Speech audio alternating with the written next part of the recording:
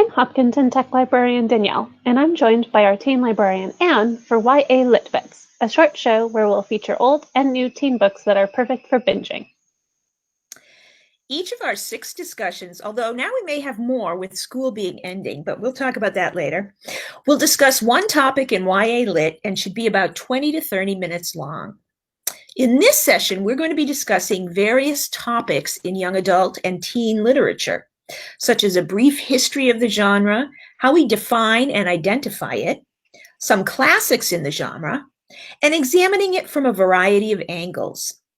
We have received some questions from listeners regarding these topics, so we will explore and answer them today. Hopefully, try and answer them to the best of our ability. So here's a brief history lesson. The genre of young adult literature really couldn't have begun without an audience. Teens who were looking for books of this type. And there really weren't teens as we know them today until the 1930s and 1940s. In fact, I think I read that the term teenager was coined somewhere during this time, 20s or 30s. During the Depression, with the shortage of jobs, a record number of teens attended high school instead of quitting early to work. And thus a new culture began to develop around these teens, as they were featured in movies and radio shows. They also represented a new group of consumers in the United States, and we all know how money talks. So this group had money to spend. So we have this sort of blooming of a group, a culture, and money. Now, it's interesting to note that people ages 12 to 18 have always existed. It's just that society has changed the way that we think about these people. You guys. Traditionally, people would transition straight from childhood to adulthood, usually around the age of 14 or so. People didn't usually get married at that age, despite what you hear, but a 14 to 25-year-old boy would likely have a job and work, either while living with his parents or living alone. Girls, of course, would only work if their families were poor and they needed the income, and might work in a factory as a secretary, nurse, or teacher, or might paint porcelain or make lace at home. Yay, sexism! Indeed, Danielle. That's a discussion we'll save for another time. But you're absolutely right. This was really a change. A lot of teens, 12, 13, 14, did not go to high school, quit to either help families on the farm, go to work to raise money to support their families. So this is really when this group kind of started, teenagers as we know them. The first books that were published that were targeted to those teenagers, 12 to 18 years old, were generally fairly formulaic in plot and structure. They tended to take place in small town America with white characters and dealt with topics like romance, horses, dates to the prom. They were often called junior novels and were not really taken seriously as a literary genre. Interestingly, the Hardy Boys and Nancy Drew mysteries were also first released around this time in the late 1920s and early 1930s. One original book that sort of deviated a bit from these formulas was 17th Summer by Maureen Daly. This was published in 1942. Now, this book still featured a small town and white characters, but it dealt with romance the summer before college in a more realistic and new way. And Daly, the author, was actually just in college herself when she wrote it. So some people actually consider this the first real young adult novel. But the genre of young adult literature really came into being in the late 1960s with the publication of 2 books that are basically now considered classics in the genre. The Outsiders by A.S. Hinton, which I think some teens may actually still be required to read in high school or middle school, and The Contender by Robert Lipsyte. For the first time, books for teens deviated from the formulas by adopting new plots, characters, and settings. Hinton, for example, wrote The Outsiders based upon her own experiences with street gangs in Tulsa, Oklahoma. And the Contender, featured an African-American teen in New York City as a main character. Unlike the juvenile novels from the past, these books were gritty and presented teens in real life, dealing with problems like drugs, teenage pregnancy, and homosexuality. Although I shouldn't say homosexuality is a problem, but it was considered a problem then. For these reasons, this is often considered the birth of young adult literature. And the 1970s is sometimes called the first golden age of the genre because of the quality of authors and publications. And these were a lot of sort of issue novels that we were dealing with. In some ways, modern teen lit follows some of these trends. The Hate U Give deals with racism and death, The Fault in Our Stars deals with teens with cancer, and Speak is about sexual assault. If that's not gritty, I don't know what is. Though while the topics are tough, the tone of more recent books has dropped some of the noir-esque atmosphere of some of the older novels. Yeah, and I think some of the older books after the first sort of golden age, one of the problems was that they sort of saw this trend that was successful dealing with problems, and they got a little preachy, a little formulaic again, which they were trying to avoid in the first place. But you're right, YA lit today is so much better. The 1980s and 1990s saw growth in the genre, and some modern classics were published, like Speak by Laurie Halse Anderson. But it was really during the 2000s that teen books took off in popularity, featuring series like Twilight and The Hunger Games. This is often actually called the second golden age of the genre. And this was the time that the American Library Association established the Prince Awards to honor the best in young adult literature. From there, the genre has continued to grow and is often a leader in the industry in exploring cutting-edge topics and featuring authors from other cultures. That has sort of been a big part of two movements. We Need Diverse Books and the hashtag Own Voices movement, which we're actually going to feature in our next session. So I'd like to point out that this means that I am one of the oldest people alive who suddenly had this wide variety of teen literature available to them. I actually remember the first Twilight book being released, and when I look at the teen section today, it has far more women authors, authors of color, and honestly, actually interesting books in it than when I was a teen. And I am younger than 30. And I will just say, I'm not going to say my age, I am older than 30, and there were almost no teen or young adult literature books available to me when I was a teenager. So appreciate what is out there today, because the market is just saturated with amazing, amazing literature. Generally, literature for teens explores the time between childhood and adulthood. Some people have asked, well, what is YA lit? This is when characters undergo personal transformations, learn about their identities, and often face change and chaos in their lives. These books can feature themes of friendship, relationships, first love, responsibility for actions, and present specific issues teens face in the real world. And if you think about it, even a historical fiction novel that's written for teens will contain characters of this age, 12 to 18, who are still dealing with, even though they're dealing with history, World War II, they're also dealing with identity, relationships. So this is encompassed within all kinds of genres within YA lit. Within the genre, there are books written more specifically for middle school students, where the major difference in the age is the age of the characters. These characters are generally under 13. And these books tend to tackle similar issues, but are less mature in content or graphic in nature.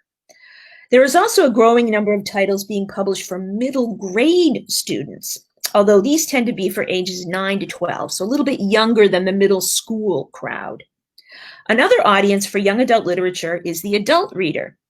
Adults, in fact, make up about half of the teen lit market.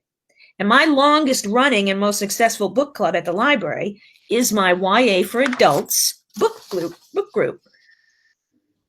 So you mentioned middle grade versus older YA books, but they're all kind of in that same like middle schooly, high schooly age group. So why the split? Isn't YA YA? Well, that's a good question. And I think you have to think about, as we said, the age group for young adults is 12 to 18. If you think about, that's a huge not so much a huge age group, but a huge group in experiences and developmental stages. And so you have to think that something that might be appropriate to read for a 17-year-old may not necessarily be appropriate for a 12 or 13-year-old to read. For example, 16, 17-year-olds learning to drive, that might present some issues, whereas a 12 or 13-year-old might enjoy reading more, something that speaks directly to them about, for example, starting middle school, dealing with changing relationships and friendships in middle school. So they tend to be based on the characters and, as I said, the grittiness of how they deal with some of the topics. But I will say, having said that, a trend that I've noticed in the last maybe 5 to 8 years, some of the topics that we used to see just in older YA books are now trickling down to younger middle school and even middle grade books. Topics like transgender issues. So even those books, they may not deal with them in a specific or graphic as way as the older books, but they're dealing with these topics because kids are facing these issues at a younger age. So, Fair enough. You've convinced me. oh, good. Okay, so what about adults reading YA? Isn't YA for kids? Why might it appeal to adults? And why is it now considered a real genre where earlier in the century it wasn't really? All right, well, that's another really good question. There are definitely some of the older books that would appeal to adults as well as older teens. Although, in my opinion, if a book is good, Herald and the Purple Crayon, I'm sorry, that's one of my favorite books of all time. It's a picture book. If a book is good, it can speak to a variety of audiences on a variety of levels. And I think one of the interesting things that's happened with YA Lit recently, we have a lot of quality authors who are not dumbing down to their audience. They are specifically writing for teens who appreciate complexity of characters, complexity of topics and themes. And I think that adults can appreciate that just as much as teens. So you can get a really good read out of one of these high quality YA books if you're an adult, if you're a teen, just like you can enjoy Herald and the Purple Crayon, even if you're 90 years old. So what should be considered a YA classic is a question that I sort of struggle with. Older titles might include things like The Chocolate War, Roll of Thunder, Hear My Cry, and Are You There, God? It's Me, Margaret, which I believe is going to be a new movie, I think, coming out, or maybe a TV series, along with The Outsiders and The Contender, as we mentioned before. But what about newer, highly praised teen books like Speak, The Hate You Give, or something by John Green like Looking for Alaska? Should titles like these be required in schools instead of some of the adult classics students are required to read? Some teen patrons have told me they hate to read and discuss books in school because it basically ruins their experience of reading the book for them. The process is too slow, the books are sort of analyzed to death, and it can be extremely frustrating for those readers. Perhaps the problem with required reading in school is that often it is seen as a one-size-fits-all model, where students in class are all reading the same book and analyzing it over long periods of time. Maybe if students were given more choice as to titles to read, or length of time discussing titles, or sharing readings in smaller groups like book discussions, it would seem more appealing to them. So I'd like to point out that when I was in high school, we read maybe 2 books by female authors, no books by people of color, and no books by people who were LGBTQ. It can be hard to enjoy books where every single character is a straight white male having straight white male problems in a glorified 1920s or 1950s. And even in the books we read where there were female characters, the sexism was real. Ditto for racism and characters who were people of color. Are adults in education doing their students a disservice by demanding that students read classics that, don't get me wrong, have literary merit, but which also reinforce the racism, sexism, classism, and homophobia that teens and society in general are rejecting so vehemently right now? Also, there are books that may be good for adults, but may not make sense to teens. So, for example, The Great Gatsby is a book that is mostly about being older and regretting things that you did when you were younger. And like the things that Gatsby regrets in that book are things that he did when he was the age of the teenagers who are reading it. So while it may make more sense for me or for you who, regret things that we may have done in college or high school and can look back on those and understand where Gatsby is coming from, for the teens who are currently in the age where that Gatsby is regretting, like they may not understand the regrets of the things that they're doing right now. I sadly totally agree. Having been a teacher also of middle school English for about 10 years, I think it's really important to try and choose titles that speak specifically to teens. One of the things that we've noticed, especially too at the library and even in education, in middle school, kids still come in and seem to enjoy reading, but that is a dangerous time when you've had kids who've enjoyed reading as they were children through elementary school. Some of them are kind of losing that impetus in middle school.